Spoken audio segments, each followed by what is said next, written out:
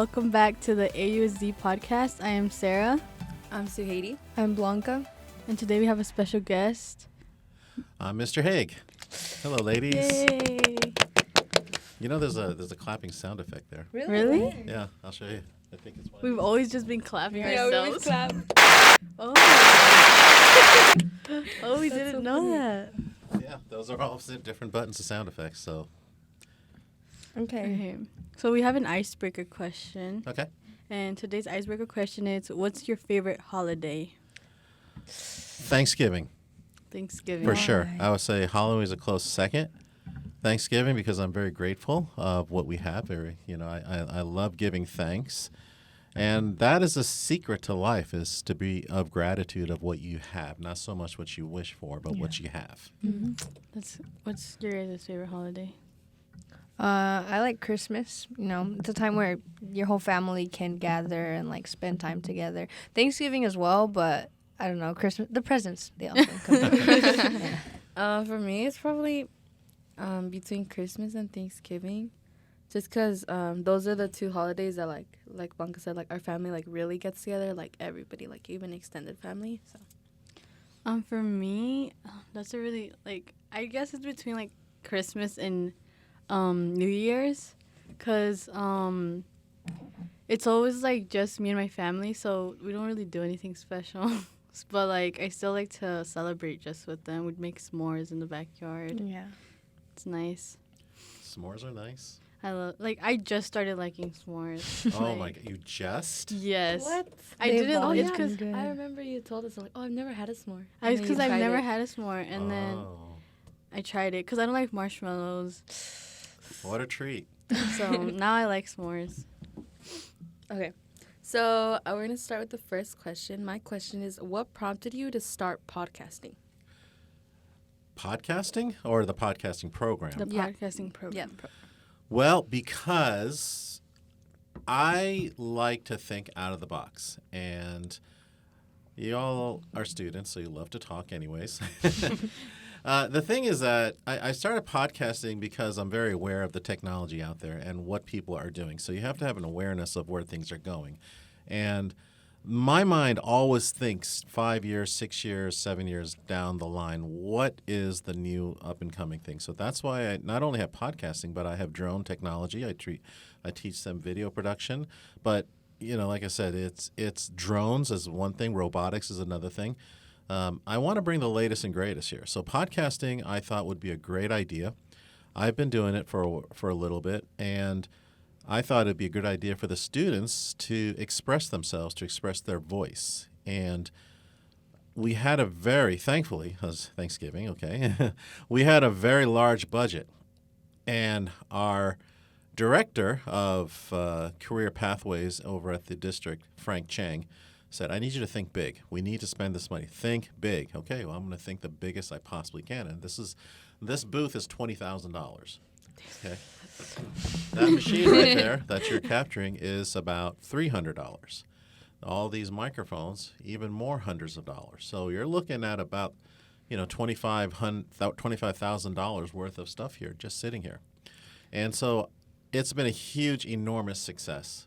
I've got about 9 or 10 teams of podcasters, and it's growing. People are asking to podcast. So the student voice is so critically important because it gives a sense of purpose. And most importantly, they're all having fun. Most of them talk about nothing at all. They just talk. But this team here has a purpose, which is really cool. So I think, and this is going to be the most listened to podcast of all the podcasters. So we'll keep that a secret, though. So you're kind of going into the next question. My next question was, what are the benefits you see to students? I know you said it helps us speak our voice and Yeah, the student voice is very well. Let me give you an example by some of the benefits. And it's kind of touchy-feely to express this, but I had 2 students who are last year in Gladstone. I had 2 students who are kind of they're going through a lot of depression. Mm-hmm. I don't want to say they're suicidal, but they've been diagnosed with massive depression. And so I said, okay, come on in here.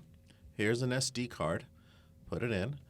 Okay, listen to yourself talk and take the SD card home with you and just Listen to yourself. Well, they kept talking and talking and talking. They kept coming back. Eventually, the two graduated, but they were no longer suicidal. They were looking forward to life. And so when they could hear and express, because they had no one to talk to, and one of the most magical things they ever told me was, when I talk into the microphone, it feels as if somebody's listening to me and someone's talking. I'm talking and somebody's listening. So it was an amazing, amazing statement. Yeah.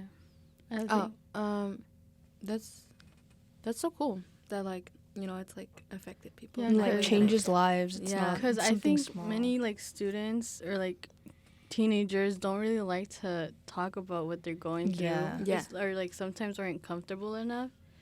And I guess it's good to like just let it all out. I have students who don't even raise their hands Mm-hmm. because they don't want to admit that they don't know something. Yeah. I'm like, come on, really? Yeah. So what I do is I walk around. I said, everything okay? Everything okay? Because I know who those students are. You have to, as a teacher, you have to be able to identify them. Is everything okay? Is everything okay? And they're kind of like, you know, they won't answer. They won't even say yes or no. They'll just shake their head Yeah. or not. Yeah. So it's okay for that to happen. But this is a platform that allows students to kind of express themselves.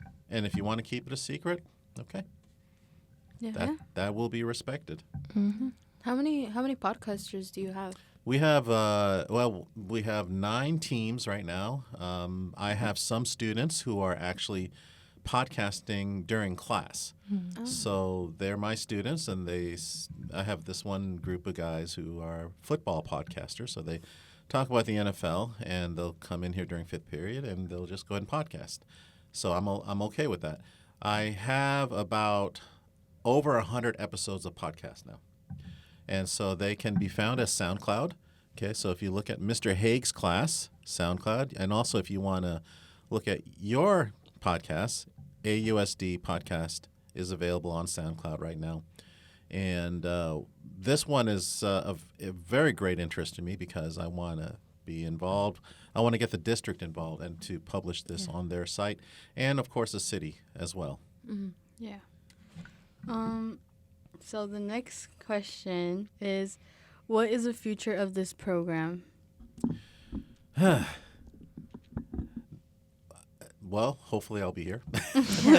That's the whole thing. The future, as long as I'm here, I think we're going to go radio. Okay, so live radio, live internet radio. And everything is apps. Now, back in my day, we had the boombox. We would carry our radio. We had our Walkmans. You know, the radio would follow us. Of course, there's commercials and there's, you know, like KFI, iHeartRadio, all that. We have the NPR Challenge coming. But the one thing I want to go into is radio. So live streaming, 24-hour radio where we have students kind of DJing the whole thing. And there'll be part talk show, part podcasting. One of the things that you ladies may want to entertain is taking phone calls. Yeah. Okay, so just and they don't have to be here. They can just call you, and you can stick the microphone in front of. The phone in front of the microphone, and it's as if they're here. Yeah. I did a podcast where 2 of my guests were mothers, and they were in Oklahoma, and so obviously they couldn't fly in for that. But they talked about the devastating effects of fentanyl. They lost their daughters to fentanyl, and so it was a very emotional, touching, challenging podcast for me to do. But the thing is that they were in Oklahoma, and I had them in front of, they were podcasting. They were joining me, which was really cool. So anyways, live radio.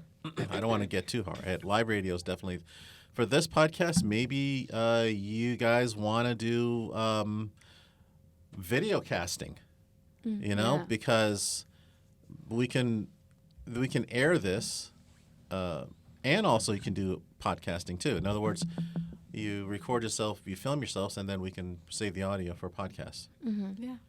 So something to think about. That would be like in the room. Yeah, How's that'll be in the progress room where that you room? would basically, because a guest, they'll sit here, but it's nice to have some visuals to something. Of course, that requires some editing, and maybe when you do a show, you would have to wait maybe a week or so to finally release it. But something to think about. So radio for audio, radio is definitely the place to go. I want to expand this program throughout the whole Canyon City Valley. In other words, I want San Gabriel to know about this. I want the newspapers to know about this program. And so definitely marketing, syndication is going to be really huge. So public access TV, I want them to know about my video work. So yeah, I don't think small. I want to think big for my students, and then they will eventually think big for themselves. Yeah. Yeah, I think that's great because like there's many students who like want to do this and they don't have the stuff to do it with, the resources. Or like and they're like, oh, well, I have to wait till college to like be able to do that, and like now it's available for us here in high school, so it's so nice to. And some students may not go. I've got a young man over there. He's podcasting by himself, and he talks about murder mysteries, which is I don't get it, but why is that so popular? But it is, which is weird to me. It's very entertaining. Okay, so that explains a lot right there. But anyways, he podcasts by himself. A lot of students started by themselves, and they have friends that, hey, can I join you? So they do that. So yeah, it's a really important thing. But I am a CTE teacher, and so I teach video production and web design and, of course, graphics. Okay, so our next question is, tell us more about the Digital Media Arts Academy. Largest academy in the district. We have almost 200 students. It consists of 2 teachers, myself and Mr. McDougall, who teaches mostly fifth and sixth period, and it comprised of a pathway of 2 classes: intro to graphics and advanced graphics. So advanced graphics is what I mostly focus on. Intro graphics, we have 6 periods during the day, right? Yeah. 4 periods have 5 periods have advanced graphics. So next year I hope to have 3 sections of advanced graphics. So, did I say that right? Okay, I'm sorry. 5 is intro graph. 5 periods of intro graphics. Then, next year I hope to have more advanced graphics where you do video and things like that. So, you do get a certification. And the most important thing is that after the advanced class, you are eligible, if you pass with a C or better, to have internships. Okay? So, paid internships, not just volunteer. We've placed people in NASA. We play people at Kaiser, City of Hope, CBS, film festivals, all these crazy things that but that is the end result. That is the culmination of all your work. So, all right. And that program's how many years? Just 2. Oh, okay. And then a lot of students. I have a lot of students who want to retake advanced class. Yeah. So what they'll do, and even they'll and I said, you won't get any credit for it. And they're like, I don't care. I want to take it. So what they'll do is they'll take my Infotech class, which is mostly about web design. It's a Citrus College course. You get 20 units for the whole year. 20. So what they'll do is they'll take the Infotech to make up for the credits lost for advanced class. And so I've got a bunch of those people. I've got about 5 or 6 students who took advanced before, and they continue to take it. So that's what you do. You take Infotech, but Infotech is a Citrus College course. You get Citrus College credit, and you get 20 credits here at high school. That's cool. Okay, so a little bit about you. What is your greatest accomplishment as a teacher at Azusa? As a teacher? Well, I would say definitely this whole program is an accomplishment. I remember I started with the district about 6 years ago, and they had machines. They were a Windows 7 machine. And I was like, oh, so you got toys here, I see. And so I had the blessings of a grant, a very large grant, and some very supportive administrators and supportive people at the district. And it just grew. I remember my first year, I only had 4 classes, and I'd go home.